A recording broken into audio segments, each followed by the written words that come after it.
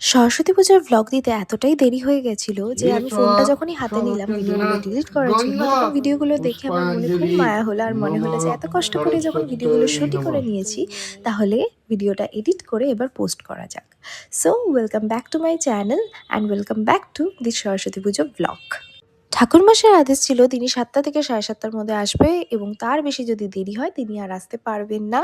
তো আমি এটা শোনার পর কিছুটা ভয়েই ছিলাম, কারণ আমার প্রচণ্ড ঠান্ডা লেগেছিল। তো 6:30টার সময় ঘুম থেকে উঠে আমি রেডি হয়ে সেখানে চন্দন বাটছিলাম। মা আর্ধেক কাজের থেকে 80% কাজ এগিয়েই রেখেছিল আর এখানে খইয়ের মালা আমি পরিয়ে দিচ্ছিলাম, যেটা মা গেঁথেছিল। মায়ের মূর্তিটা বাড়ি আনার পর আমি এতটা এক্সাইটেড হয়ে পড়েছিলাম যে কখন পুজো করব সকালটা হলে সেটার জন্য আর অপেক্ষাই করতে পারছিলাম না।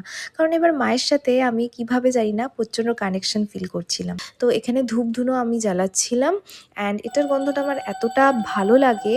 দিস ইজ সো স্পিরিচুয়াল, যার জন্য আমি খুব পুজো আর্চার সাথে কানেক্ট করতে পারি নিজেকে। আর এখানে পুষ্পাঞ্জলি দিচ্ছিলাম আমি, অ্যান্ড এটা গেল আমার বাড়ির পুজো। এবার আসি আমার পাড়ায় বসন্ত সংঘের পুজো, যেটার সাথে আমি জড়িত আছি এবং বসন্ত সংঘের সমস্ত সদস্যরা খুবই ছোট বাচ্চা। অ্যান্ড এইখানে এই ঠাকুরটা করা হয়েছিল, এটা আমাদের পাশের বাড়ি একটা দিদির বাড়িতেই এই পুজো স্থাপনা করা হয় এবং আমরা সবাই মিলে এখানে বসে বসে অঞ্জলি দিচ্ছিলাম।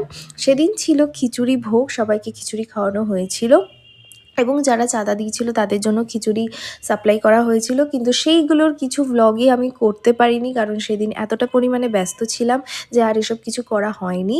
আমি দাঁড়িয়ে ভিডিও ক্লিপিংসেও বলেছি যে তার জীবনটা আজকে থেকে শুরু হয়ে গেল এই হাতেখড়ি দেওয়ার মাধ্যমে, তার উপার্জন করা, তার দায়িত্ব, তার সম্মান, সমস্ত কিছু।